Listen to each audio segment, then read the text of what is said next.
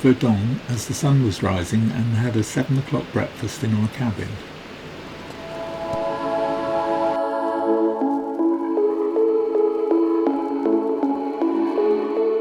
We would be grateful if you liked and subscribed, and don't forget to hit the notification button. As we'd never tried on our life jackets on any previous voyage, we thought it was time to give it a go.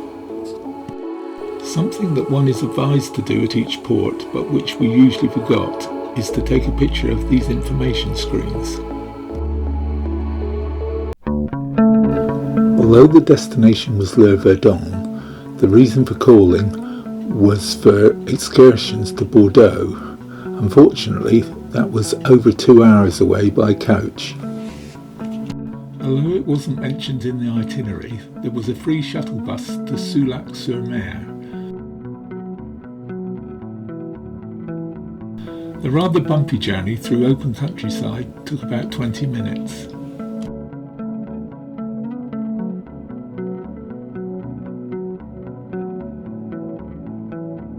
We were dropped off by a church with a large forecourt and a war memorial.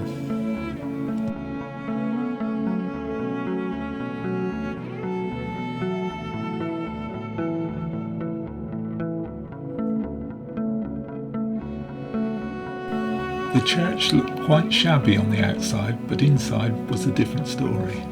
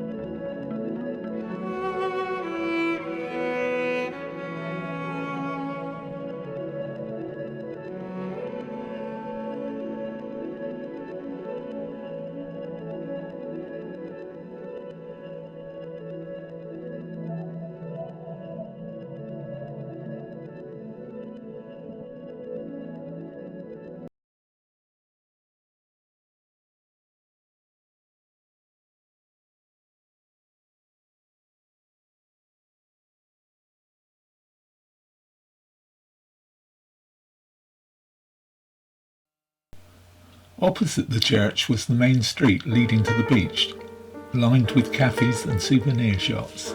There was also a large indoor market selling fruit, vegetables, wines and cheeses.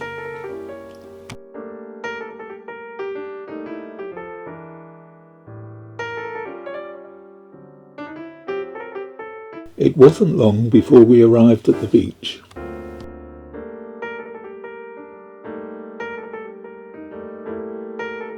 Lovely weather again. Haven't even brought the cardigan out today.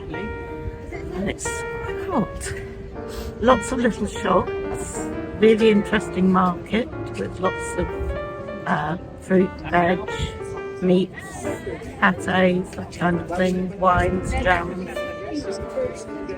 Nice church we've been into, Basilique. There's something like that. We'll look it up. And very nice, very pleasant little town. Yes, on the itinerary, it said Verdon we were coming to, and then there would be excursions to Bordeaux, which is about an hour and a half, 2 hours away, so we didn't fancy doing that. And looking up the Verdon, there's pretty much nothing there. So Le Verdon's just an industrial port, really.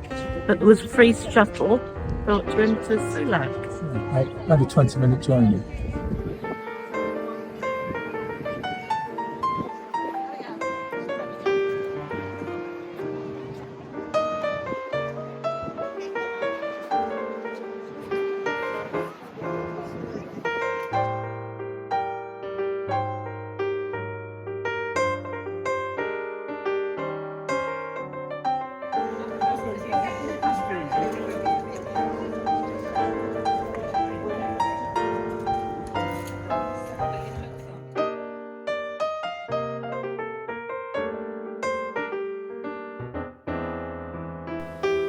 Back on board, we found that Tom had a new companion. Up on deck, people were making the most of the weather, but having had a lot of the sun, we sat and read in the shade for a while.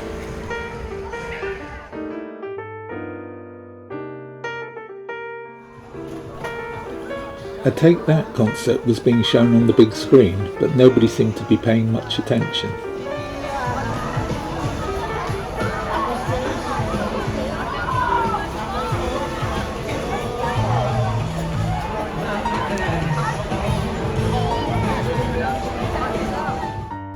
Once again there was towel art up on the pool deck. After a quiet afternoon in our cabin, we went to the Crown Grill.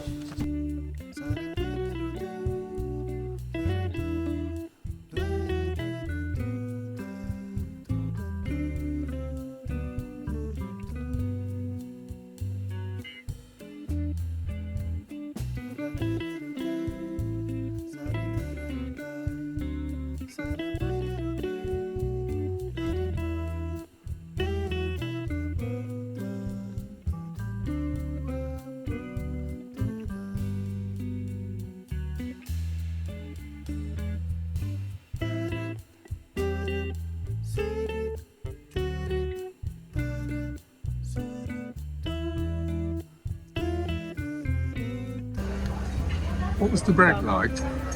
Garlic and mozzarella roll. Really nice. Really. Lots of mozzarella in it. The fingers got oily, but it didn't need any butter or anything. Beautiful. And what about this bread here? I'm not so sure about that one. It doesn't appear to have anything in it. So it's got a little very fine parmesan on the top. But again, very tasty, very moist. Lovely texture to it.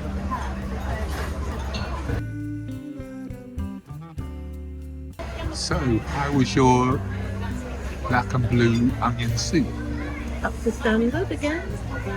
I always do a good onion soup in the Crown Grill. I haven't eaten most of the crust because I'm trying not to eat much so much of the bread side of it. The mozzarella was nice, the crust I ate was very tasty. The soup itself did seem a little saltier than usual, but it was really nice. And how was your wine? What is your wine? Whispering Angel.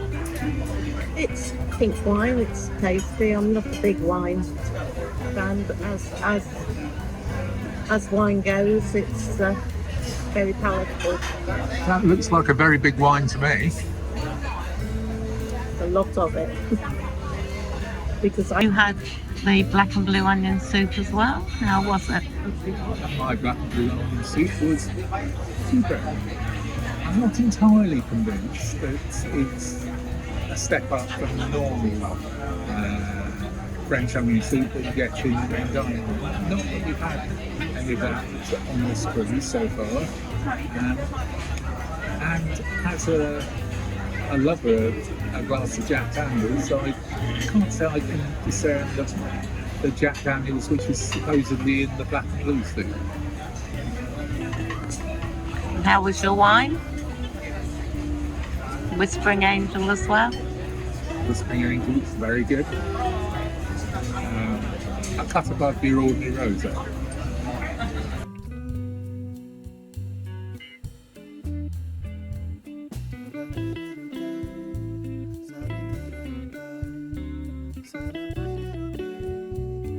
So how was your stay? Large, very large. It's cooked to perfection. It was medium rare, beautifully red in the middle, but well rested, so there were no puddles of blood with it. Very tasty. It was just too much. What were your sides? I had the baked Idaho potato, which was baked really well. Crispy on the outside, soft on the inside, came with butter. I had bacon bits on it, you could have sour cream, chives, all sorts. And I had some of the wild mushrooms, which again I enjoyed, but were far too many. So what did you think of your ribeye steak? It was very tender. It's definitely correctly cooked with medium rare. Very tasty, like ribeye always is. I love ribeye.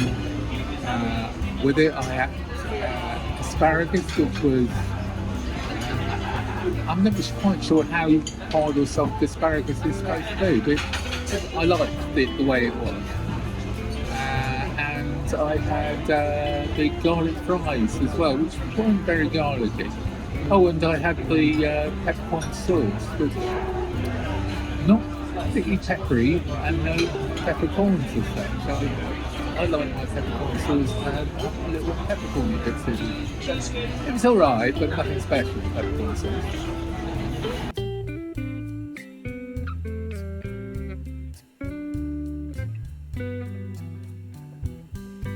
So Jill, you went off menu and had ice cream. Well, it came with one of the other desserts, so I didn't want anything else, so I just done the ice cream. And how was it? It's in 2 large balls of it, but it was really nice ice cream, very silky smooth. What was it you had for dessert? Triple chocolate treachery. And how was it? It's lovely, yeah. I've had it before. That's one thing about coming to the Crown Grill. We've been coming to do it now for 3-4 years, I think. And it's always the same. The menu's always the same, so you tend to have the same thing. Again, I've had the triple chocolate treasure before. It's very nice. It would be nice if they changed their menu occasionally. There was something different available. We had intended to go to Princess Live after our meal, but it was packed, so we went to Take 5 instead. We had one drink, but 3 days of solid sunshine had left us a little weary, and we were back in our cabin by 9:30.